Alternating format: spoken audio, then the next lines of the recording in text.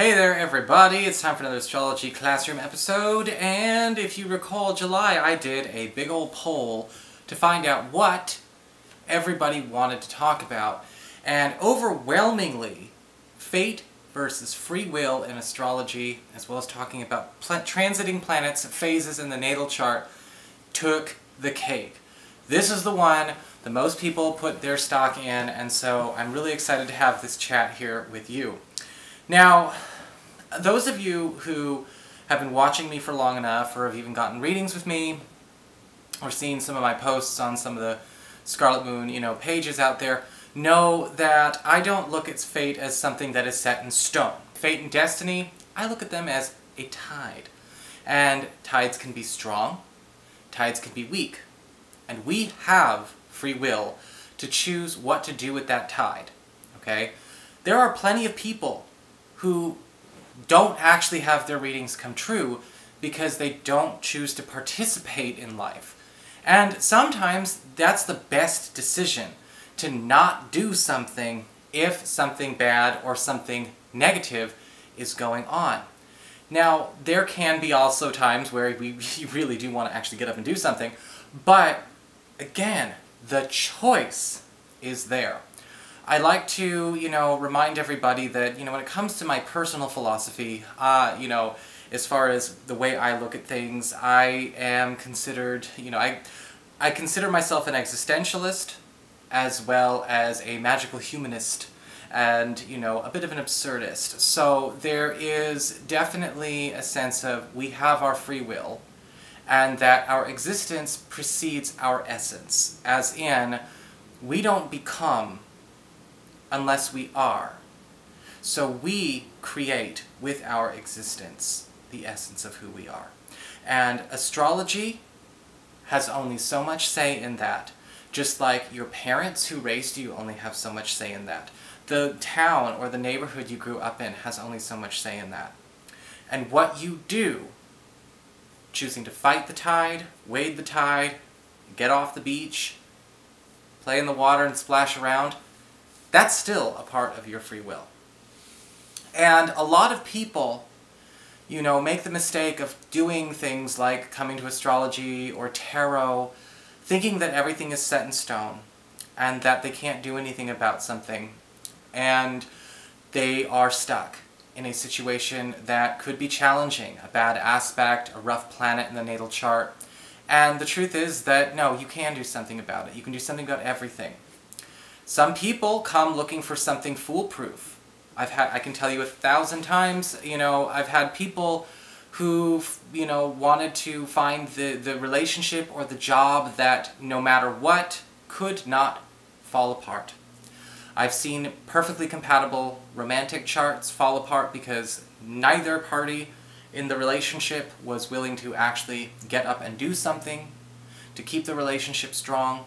You can have the most perfectly crafted anything, and the most perfectly nurtured plant, or the most perfectly nurtured tree, or whatever you've got, and if nobody does anything with it, it will suffer, and the opportunity can be missed. So, to me, when I look at astrology, I don't look at it as a prescription for life and for happiness. I look at it as an opportunity to strategize, to take advantage of good weather, to know when to play defense with bad weather, and how to better use my free will. It does require a person to take responsibility and have personal accountability, and to own and accept what they are being challenged to do, whether it's by their natal chart or a transit. Now, the reason I differentiate the two is because they are very different. Your natal chart is what you are dealing with from the root. Okay? We talk about dealing with from the root. These are things that, yeah, they are impacting our development at our most formative stages of life. Where the planets are can talk about how our personality is shaped, and talk about what the outcomes of what's shaping our personality in that very beginning are. But we go through stages in life, and our personalities can change. Even when it comes to behavioral science, there is an understanding that there are many stages in life of a child and an adolescent and even an adult that can help change their personalities. Okay? And to, maybe somebody is getting off to a really bad start, and it doesn't look like they have a really good future. But there are changes that come when they're 8, 9, 10. Again, another opportunity, 15, 16, 17, and another opportunity in their early 20s. For us, astrologers, we look at the Saturn returns, ages 28 to 30, 56 to 59, and we see those are opportunities for personality changes as well. So there is an opportunity to, again, utilize this like the tool it is. It's not a good idea to cop out. Don't say that something is bad because you have Pluto here, or Mars is doing this, or Venus is retrograde in your chart. Don't say, because I'm a Pisces. Don't be that person anymore, if that's you. Because you do have the power. As soon as you choose to give up your free will, with your free will, you no longer really live your purpose. As soon as we say, I'm giving up my ability to choose, we are becoming an object in the universe. And that is something that is really a recipe for a bad future. The natal chart itself can talk about, again, the environment that created us astrologically, spiritually, and socially.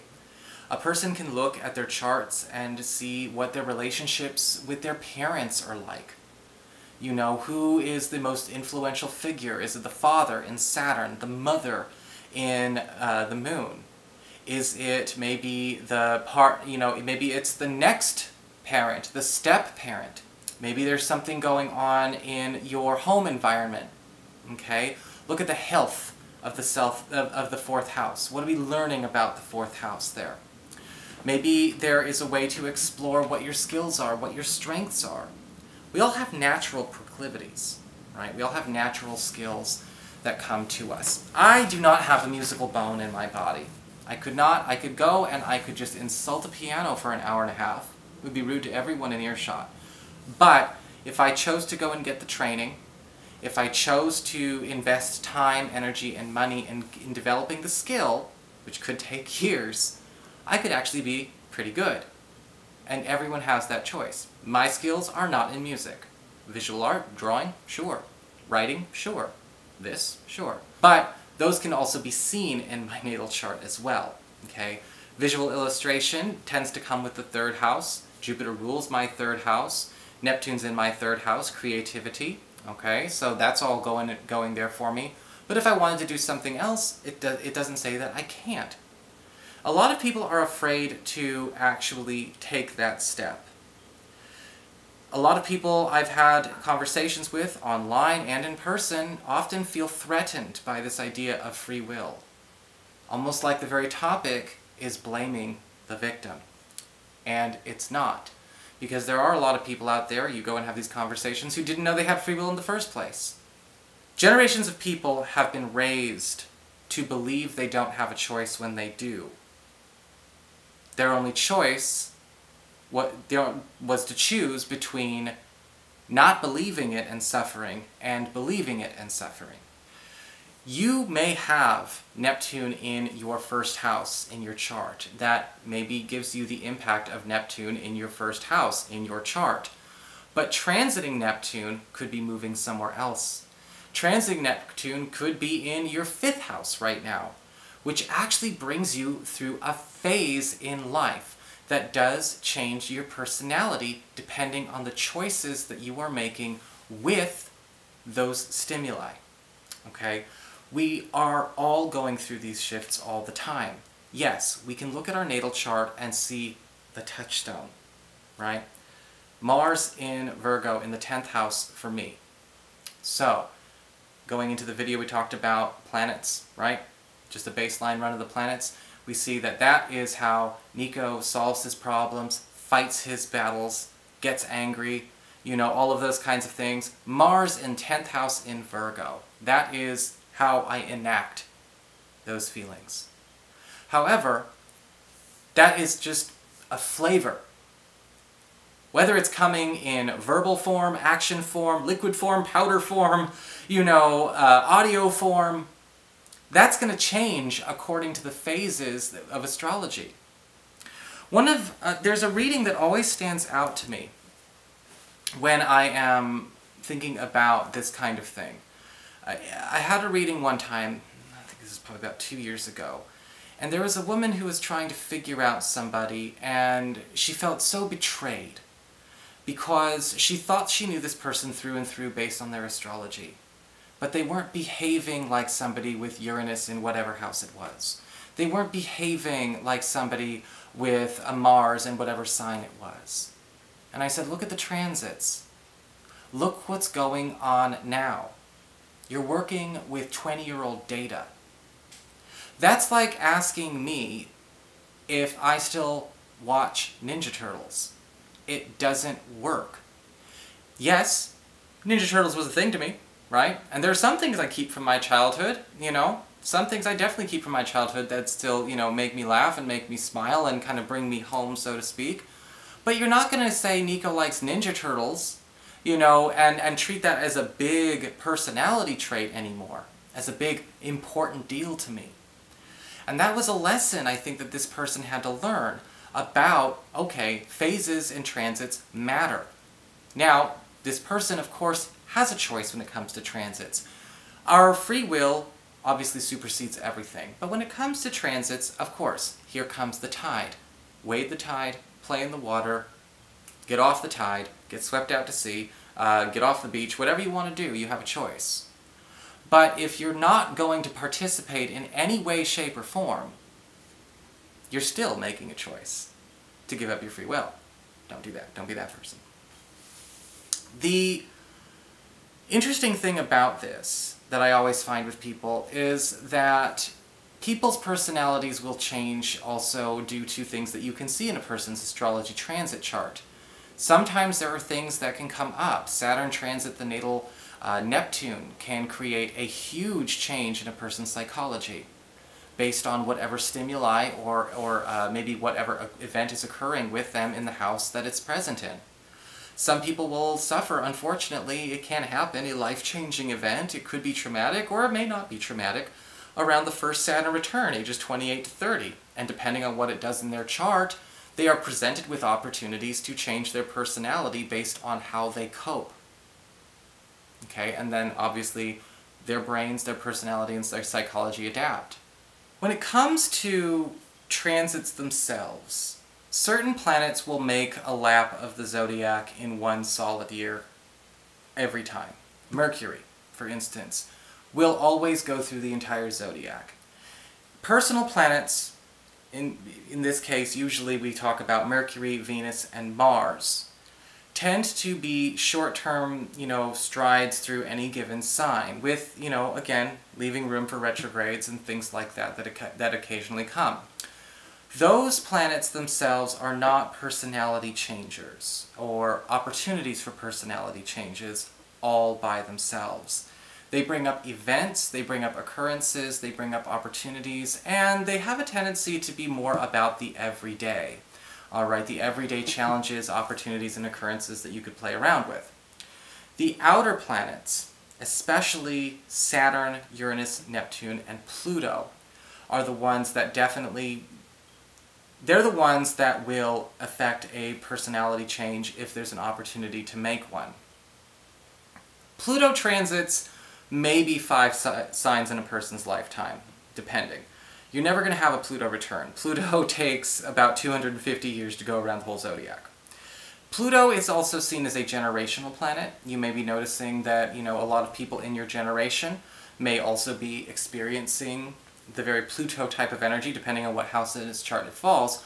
But Pluto can bring a personality shift based on, again, how a person deals with the events or the external forces brought on by that weather. Same with Neptune and with Uranus.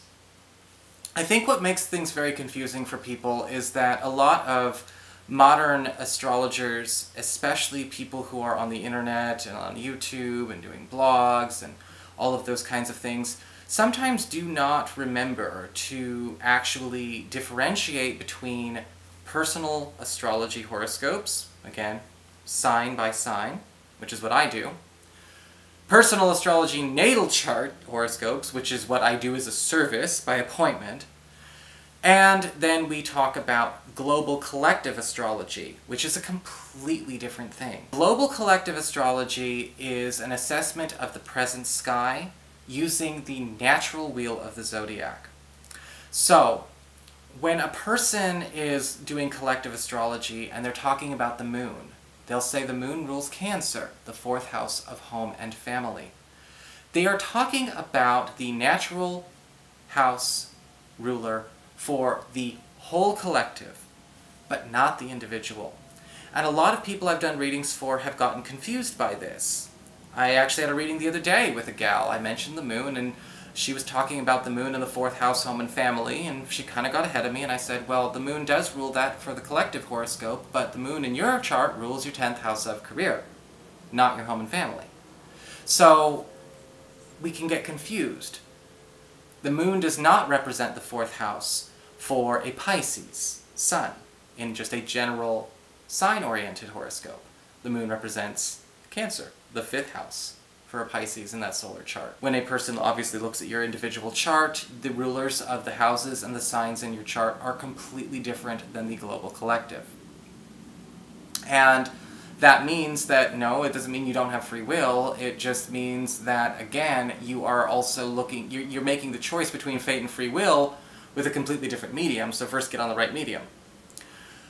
One of the things that I think is a good way to look at this is that, yes, we do have a lot of things that are going to come to us in this life through the astrological weather.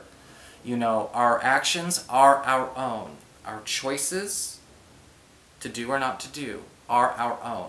Whether we choose to do it ourselves, give up the authority to another person, choose not to do anything and not give up authority at all, those are all our choices. However, the universe, the astrology, the energy weather, as I like to call it, will move us back and forth. Just like the rain will get us wet, the sun will give us a sunburn, like it has on me, or, you know, we may find that the wind may chill us a little bit in the winter, but we still choose to live and act accordingly. Or not accordingly, that's choice too. You could wear, you know, a bikini in the frozen winter. I don't recommend it, but, you know, it's your choice. It's your free will. And there are things that we can unlearn. Astrology can give a lot of insight into our conditioning as we go into our charts. And it can also give us, you know, an indication of not the hand we're dealt, but the deck we have to work with. What we do with that deck is our free will, and there are more cards in it than just one hand. You can see in a person's astrology chart what could be going on. Look at my chart. I have a grand square in my astrology chart, a fixed grand square between houses 1, 4, 10, and 7.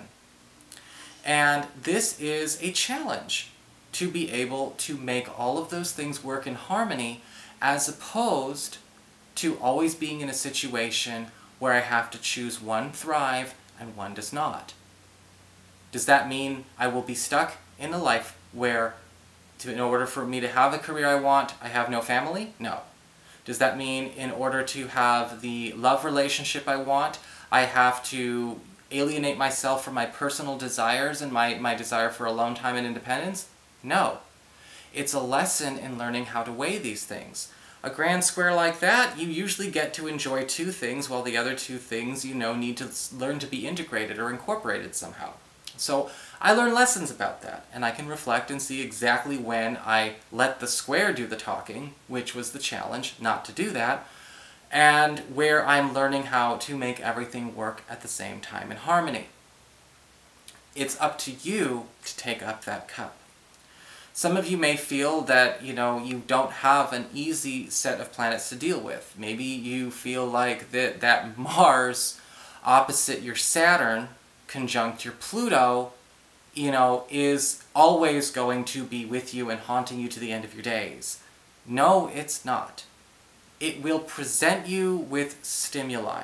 It will present you with occurrences and events that activate that aspect, that allow you to choose, do I always do what I always do in this situation, or do I not? Nothing is automatic. It does not supersede your free will.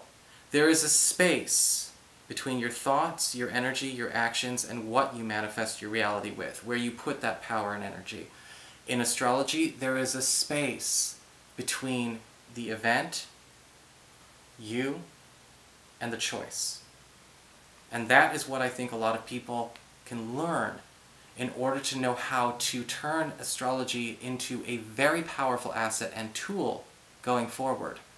We have to step aside from our pride, or perhaps even our shame, if we don't feel like we can handle it, in order to make it happen for us. But that is the only way to have this be the tool. This is the point. This is why it's been used as such a powerful tool by kings and queens and magicians, because it's a strategy tool. It's a means of learning to understand and learning to find and see the signs and act accordingly. Acting accordingly means acting with your free will. So I hope you all found this helpful, and thank you so much for giving me the opportunity to make this little spiel. And if you are interested in ever getting a session with me, you can always go to my website, integrativemysticism.com. And don't forget to check out all the other astrology classrooms available here on the Scarlet Moon Integrative Mysticism Patreon. I'll talk to you later.